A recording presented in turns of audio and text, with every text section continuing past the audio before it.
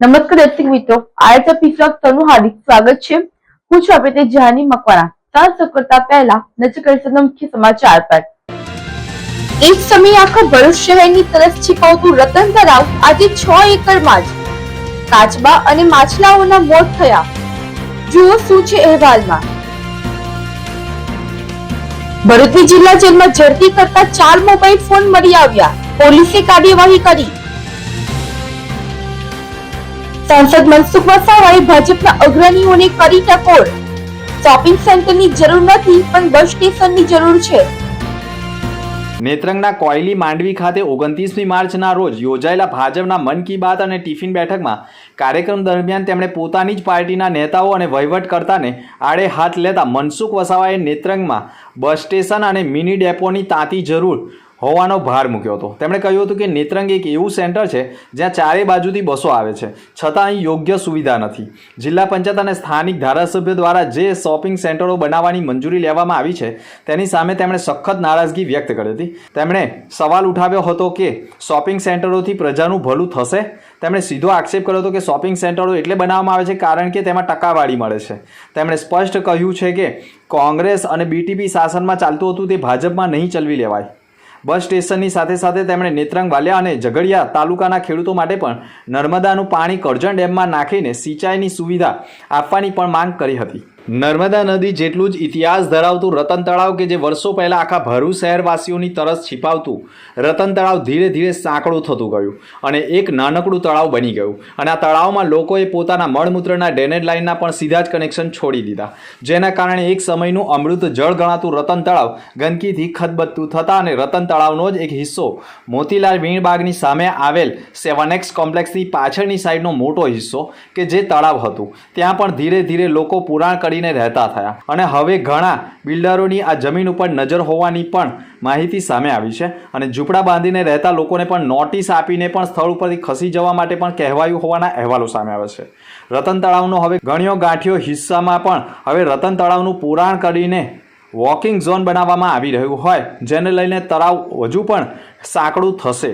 જોકે રાત્રિના સમયે કોઈ અસામાજિક તત્વો દ્વારા તળાવમાં ઝેરી દવા અથવા તો કેમિકલયુક્ત પ્રવાહ છોડવામાં આવતા સંખ્યાબંધ માછલાઓના મોત અને કાચબાના મોત થયા હોવાના અહેવાલો સામે આવ્યા છે।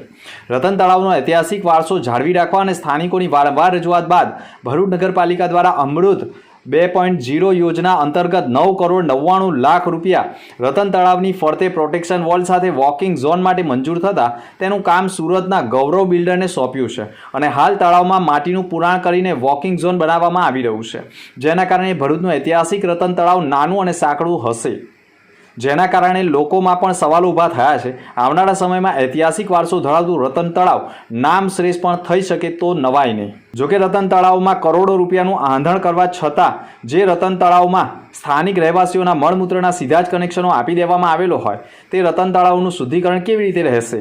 સ્થાનિક રહીશોના પોતાના ખાળકુવા નહીં બનાવે અને ઘર વપરાશ અને મળમૂત્રના પાણીના કનેક્શન સીધા જો રતન તળાવમાં છોડવામાં આવશે તો રતન તળાવ પાછળ કરોડો રૂપિયા બગાડવાનું કેટલું યોગ્ય? હાલ તો રતન તળાવમાં માછલાઓ અને કાચબાઓના મોતથી અને ગંદકીના સામ્રાજ્યથી દુર્ગંધથી સ્થાનિકો તોબા પુકારી ઉઠ્યા છે। મારું નામ શ્રદ્ધા છે ને આમાં પાર્ટીમાં જોઈન થઈ છું।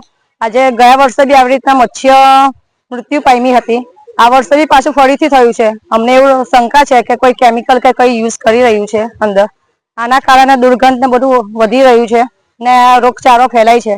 અમારે સરકાર પાસે માંગણી છે કે આ જે મૃત્યુ પામેલી માછલી જે બધું સાફ સફાઈ કરાવે ને આગળ નગરપાલિકામાં અમે અરજી આપી છે, અમને આવે છે એમની ટીમ એ અમને આવીને બધું સાફ સફાઈ કરાવે છે। જમિયત ઉલમા એ હિન્દ ગુજરાત અને જમિયત ઉલમા વેલફેર ટ્રસ્ટ દ્વારા ગુજરાત સરકારને સંબોધીને એક ગુજરાત સમાન નાગરિક સંહિતા વિરોધમાં ભરૂચ કલેક્ટરને એક આવેદનપત્ર પાઠવવામાં આવ્યું હતું, જેમાં કહેવાયું છે કે 25 માર્ચ 2025ના રોજ ગુજરાત વિધાનસભામાં પસાર કરાયેલા બિલ તમામ નાગરિકો માટે સમાન કાયદાની વાત કરે છે, પરંતુ તે વિવિધ ધાર્મિક સમુદાયોની પરંપરાઓ ખાસ કરીને મુસ્લિમ સમાજના વ્યક્તિગત કાયદાઓ પર અસરકારક બની શકે છે। સંસ્થાએ દલીલ કરી છે કે આ પગલું ભારતના બંધારણ કલમ 14 સ્વતંત્રતા સાથે વિરુદ્ધ છે, ખાસ કરીને અલ્પસંખ્યક સમુદાયોની પરંપરાગત અને ધાર્મિક હકોમાં દખલ કરી શકે છે।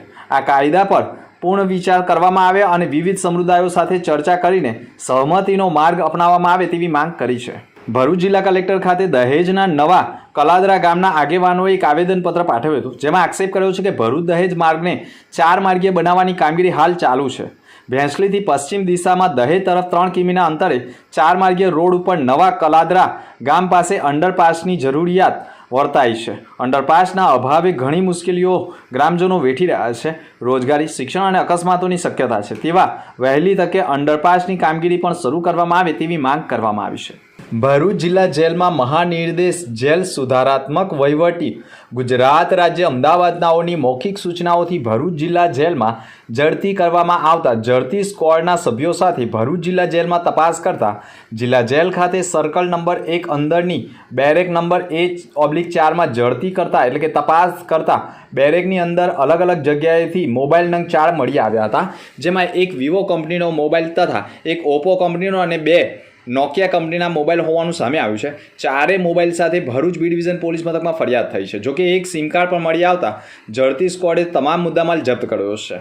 જેલમાંથી કોને કોને ફોન થયેલા છે, કયા હેતુથી ફોન થયેલા છે, મોબાઈલ જેલમાં કેવી રીતે આવ્યા, જેલમાંથી મોબાઈલ મારફતે કોઈને ધાકધમકી આપીને ગુનો અંજામ આપ્યો છે કે કેમ, તેવા અનેક સવાલો વચ્ચે હાલ તો 4 મોબાઈલની સીડીઆર અને કોલ ડિટેલ ચકાસી મોબાઈલ આપનાર અને મોબાઈલ મોકલનાર તમામ સામે કાર્યવાહી થાય તેવા એંધાણો વર્તાઈ રહ્યા છે. તારીખ 5 એપ્રિલ 2026ના રોજ મોમ્સ ઓફ ભરૂચે એમના ક્લબનું પહેલું વર્ષ સફળતાપૂર્વક પૂર્ણ કર્યું છે, જેને લઈ આ ઉજવણીમાં આખા વર્ષની બધી જ પ્રવૃત્તિઓને સમાવીને રસપ્રદ પ્રેઝન્ટેશન બતાવવામાં આવ્યું છે. નવા મેમ્બર્સ પણ જોડાયા અને આવનારા નવા વર્ષના નવા પ્રોજેક્ટ્સ અને સેમિનાર વિશેષ ઘોષણા કરવામાં આવી રહી છે. મુખ્ય અતિથિમાં district sports officer Rajansinh Gohil, GSYB ભરૂચના કોઓર્ડિનેટર બિનિતા પ્રજાપતિ, નર્મદા નગરી ભરૂચના મેમ્બર્સ, ભરૂચ રનિંગ ક્લબના મેમ્બર્સ તથા એમિક્સ ઇન્ટરનેશનલ સ્કૂલ ભરૂચ અને અન્ય સંસ્થાના આગેવાનોએ હાજરી આપી હતી.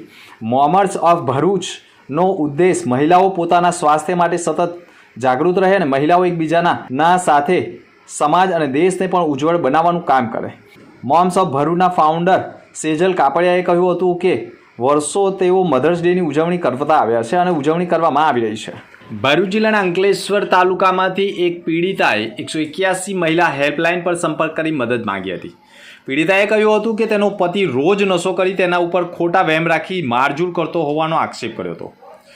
માહિતી મળતા જ 181 અભિયમ ટીમ હેલ્પલાઇન ટીમ ઘટના સ્થળે પહોંચી ગઈ હતી. તપાસ દરમિયાન સ્થળ પર પીડિતાનું કાઉન્સેલિંગ પણ કરવામાં આવ્યું હતું. તેમના લગ્નને 12 વર્ષ થયા છે અને 2 દીકરીઓ પણ છે. પીડિતાએ વધુમાં કહ્યું હતું કે તેનો પતિ વારંવાર તેના ઉપર અન્ય પુરુષ સાથે સંબંધ હોવાનો ખોટો આક્ષેપ કરતો હતો. જ્યારે પીડિતાએ આ બાબતે પુરાવો માંગ્યો અને આવી વાત કરનાર વ્યક્તિને સામે લાવવાનું કહ્યું ત્યારે પતિ કોઈ પણ નામ કે ઓળખ આપી શક્યો નહોતો. પીડિતાએ કહ્યું હતું કે પતિના જ આવા ખોટા વહેમથી તે ખૂબ જ કંટાળી ગઈ હતી. તે ઘર છોડીને પણ ક્યાંય જતી નથી અને ફોન પર કોઈની પણ સાથે વાતચીત પણ કરતી નથી. છતાંય પતિ રોજ નશો કરી તેની જાતે મારઝૂડ કરતો હતો. તપાસ દરમિયાન વધુ તપાસ કરતા પતિના જ અગાઉ અન્ય મહિલા સાથે સંબંધ હોવાના ચોંકાવનારા અહેવાલો સામે આવ્યા હતા. પીડિતાએ છૂટાછેડા આપવા માટે તેનો પતિ ખોટા આક્ષેપ કરી રહ્યો હોવાનો આક્ષેપ કર્યો હતો. પીડિતાએ સ્પષ્ટ કહ્યું હતું કે પોતાની 2 દીકરીઓના ભવિષ્યને ધ્યાનમાં રાખીને પતિને છૂટાછેડા આપવા તૈયાર નથી, કારણ કે તેની કોઈ ભૂલ નથી. ત્યારબાદ 181 હેલ્પલાઇન ટીમ દ્વારા પતિનું પણ કાઉન્સેલિંગ કરવામાં આવ્યું અને કાયદાકીય સમજ આપવામાં આવી હતી. સમજાવટ બાદ પતિએ પોતાની ભૂલ સ્વીકારી પત્ની પાસે માફી માંગી, તેમજ લેખિતમાં આપેલ માફીપત્ર અને ભવિષ્યમાં આવી કોઈ હરકત નહીં કરે તેવું પણ આશ્વાસન આપ્યું છે. આ રીતે 181 હેલ્પલાઇન ટીમના પ્રયાસોથી પતિ પત્ની વચ્ચેના સુખદ સમાધાન થયું છે અને 12 વર્ષનો સંસાર બચાવવામાં સફળતા મળી ગઈ છે. અલૌકિક સમાચાર પર ફરી એક નજર. એક સમયે આખા ભરૂચ શહેરની તરસ છીપાવતું રતન તળાવ આજે 6 એકરમાં જ કાચબા અને માછલાઓના મોત થયા. જુઓ શું છે અહેવાલમાં.